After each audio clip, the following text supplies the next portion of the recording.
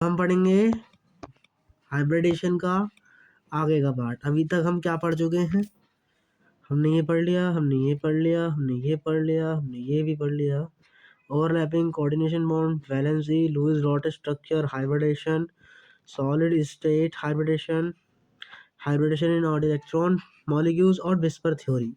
अब हमें क्या पढ़ना बाकी है? हमारा बाकी है Bent's rule, Drago rule, back bonding, molecule do not exist, Fajans rules, MOT, hydrogen bonding and dipole moment.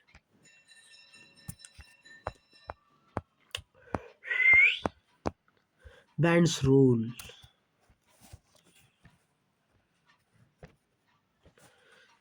Band's rule क्या कहता है? According to Band's rule, each hybrid orbital do not contain same percentage of S and P character. यानी कि जो hybrid orbital होते हैं जो हमने पढ़े थे, जैसे sp हो गए, sp2 हो गए, ये सब हाइब्रिड ऑर्बिटल्स हैं। तो इन सभी हाइब्रिड ऑर्बिटल में एस और पी का जो करेक्टर होता है वो सेम नहीं होता। ठीक है।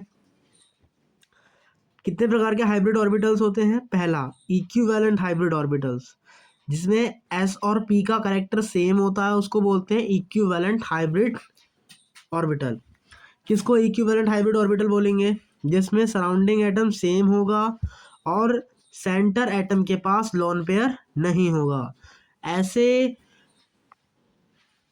को हम इक्विवेलेंट हाइब्रिड ऑर्बिटल बोलेंगे। जैसे ये हमारा एग्जांपल हो गया।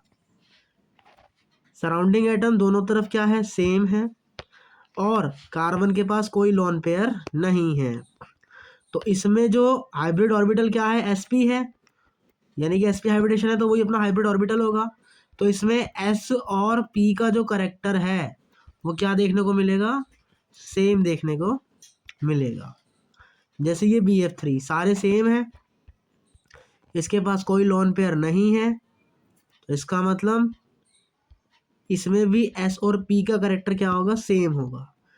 जैसे CH4, इसमें भी कोई लोन पेयर नहीं है और चारों एटम सेम है, तो यहाँ भी हमारा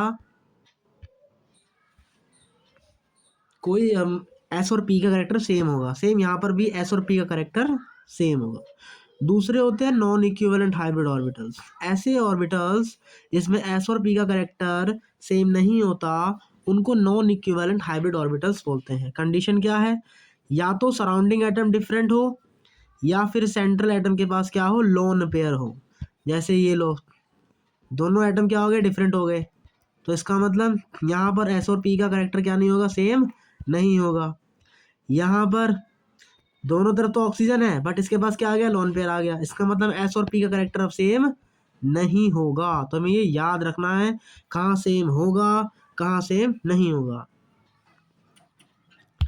अब जैसे ये क्वेश्चन है तो इसके पास लोन पेयर है, इसका मतलब सबका एस करेक्टर सेम नहीं होगा। तो इसका मतलब ये वाली जो बॉन्ड लेंथ है और ये वाली जो बॉन्ड लेंथ है, ये दोनों क्या आएगी? यहाँ पे अलग आएगी। तो इसलिए लिखा है 1 इन तीनों की बॉन्ड लेंथ से अलग है। क्यों? क्योंकि इनका हाइब्रिड ऑर्बिटल में एस और पी करेक्टर डिफरेंट है। तो हम ऐसे यहाँ बॉन्ड लेंथ के बारे में बताएंगे बेसिकली। जैसे sp3d2 है, तो sp3d2 में लोन पेयर होता है, 2 लोन पेयर है स्टेरिक नंबर। तो सराउंडिंग एटम क्या है? सेम है। सेंट्रल एटम के पास क्या है? लोन पेयर भी है। तो परसेंट एस करेक्टर सेम नहीं होगा, ना ही परसेंट पी करेक्टर सेम नहीं होगा। किस में सेम होगा? जो एक ही ग्रुप के हैं। जैसे ये सारे फ्लोरीन फ्लोरीन फ्लोरीन है तो इनमें परसेंट करेक्टर सेम होगा क्योंकि एक ही प्रकार के हैं। ऐसे लोन पेयर ये वाला और लोन पेयर ये वाला, इन दोनों में भी परसेंटेज करेक्टर क्या होगा? हमारा सेम होगा। आगे बढ़ते हैं। sp3d and sp3d3 are always considered to as non equivalent. इसको हम कैसा कंसिडर्ड करते हैं? नॉन इक्विवेलेंट कंसिडर करते हैं। क्यों? क्योंकि इसमें थीटा डिफरेंट होता है, बॉन्ड लेंथ भी डिफरेंट होती है, जिसकी वजह से परसेंटेज करेक्टर भी डिफरेंट हो जाता है। तो हमें याद रखना है sp3d एंड sp3d3 हमेशा नॉन इक्विवेलेंट कंसिडर्ड किए जाते हैं। इसमें थीटा भी डिफरेंट होता है, बॉन्ड लेंथ भी डिफरेंट होती है और परसेंटेज करेक्टर भी डिफरेंट होता है। लेकिन बाकी जो हैं sp sp2 sp3 sp3dt इन सब में सब कुछ सेम होता है। थीटा भी सेम होता है, बॉन्ड लेंथ भी सेम होती है, परसेंट एस कैरेक्टर भी सेम होता है। हम एस और पी का परसेंटेज कैरेक्टर कैसे निकालते हैं, इसके थ्रू निकालते हैं। कॉस थीटा बराबर S upon S minus one या P minus one upon P. सिर्फ फॉर्मूला याद करना और इसमें ज़्यादा कुछ याद करने की ज़रूरत नहीं है। अकॉर्डिंग टू हाइब्रिडेशन, इसका वो निकालो सबसे पहले, हाइब्रिडेशन क्या है। तो 1 9 3 4 5 मतलब sp3d है। अभी हमने क्या पढ़ाया, अगर sp3d और sp3d3 ये अगर हाइब्रिडेशन आ गए तो यहाँ पर बॉन्ड लेंथ और परसेंटेज कैरेक्टर सेम नहीं होता। यानी कि एक तो ये वाली बॉन्ड लेंथ है PCl जो कि एक्सियल पे है और ये एक इक्वेटोरियल पर है। तो यानी कि इक्वेटोरियल वाली और एक्सियल वाली जो बॉन्ड लेंथ है वो सब अलग होंगी और उनका बॉन्ड एंगल भी अलग होगा। तो अकॉर्डिंग टू बेंड्स रूल किसका बॉन्ड एंगल ज़्यादा होगा या किसकी लेंथ ज़्यादा होगी। तो ये एक्सियल वाले हैं 2 और इक्वेटोरियल वाले कितने बॉन्ड हैं 3। PCl PCl PCl इक्वेटोरियल वाले हैं और ये एक्सियल वाले हैं। तो हमें याद रखना है sp3d के केस में एक्सियल वाले की बॉन्ड लेंथ क्या होती है, ज़्यादा आती है। एक्सियल वाले की बॉन्ड लेंथ ज़्यादा आती है किससे, इक्वेटोरियल वाले बॉन्ड लेंथ से। और परसेंट एस का ऑर्डर भी यही है, परसेंट एस कैरेक्टर हमें इसमें ही ज़्यादा देखने को मिलेगा। ठीक है, यहाँ पर भी लिखा हुआ है। ओके, ये हमें याद रखना है। अब वाई एक्सियल एंड इक्वेटोरियल, क्योंकि ये अलग अलग एंगल रखते हैं, ये वाले में PCl 5 में sp3d इक्वेटोरियल पे थीटा 120 डिग्री होता है और एक्सियल पे थीटा 90 होता है। तो इक्वेटोरियल पे कितना परसेंटेज करेक्टर होता है 33 और एक्सियल पे कितना होता है 0। ठीक है, अगला स्टेटमेंट देखते हैं। अगर मोर इलेक्ट्रोनेगेटिव एलिमेंट होगा तो परसेंट एस कैरेक्टर कम हो जाएगा और अगर लेस इलेक्ट्रोनेगेटिव है तो परसेंट एस कैरेक्टर बढ़ जाएगा। तो फ्लोरीन और क्लोरीन में से, और परसेंटेज कैरेक्टर कहाँ आना चाहता है, इक्वेटोरियल पर।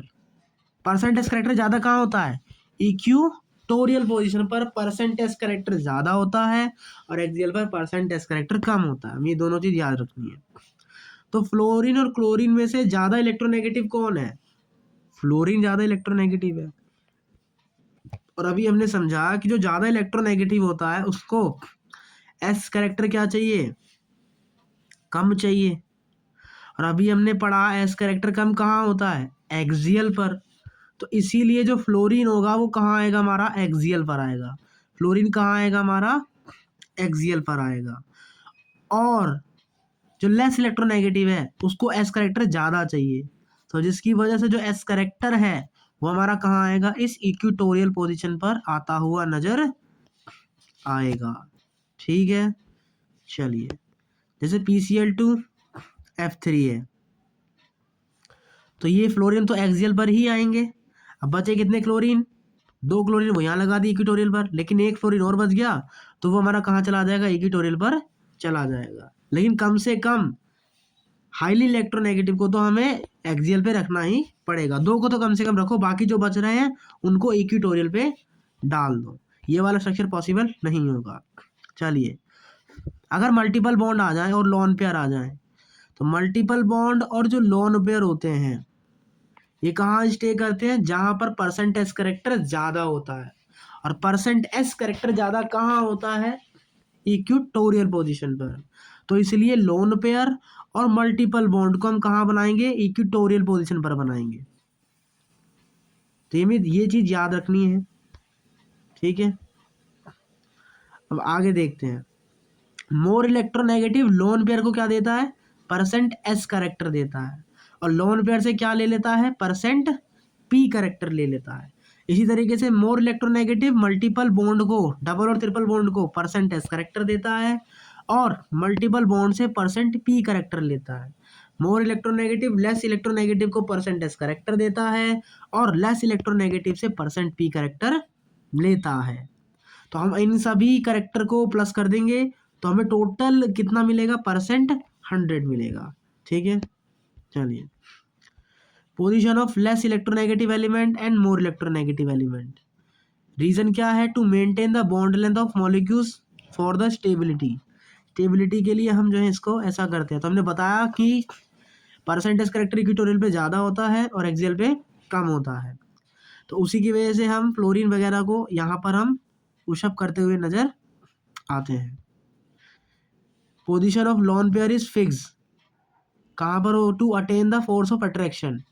फोर्स ऑफ अट्रैक्शन को फिक्स करने के लिए जो इसकी पोजीशन होती है वो फिक्स होती है।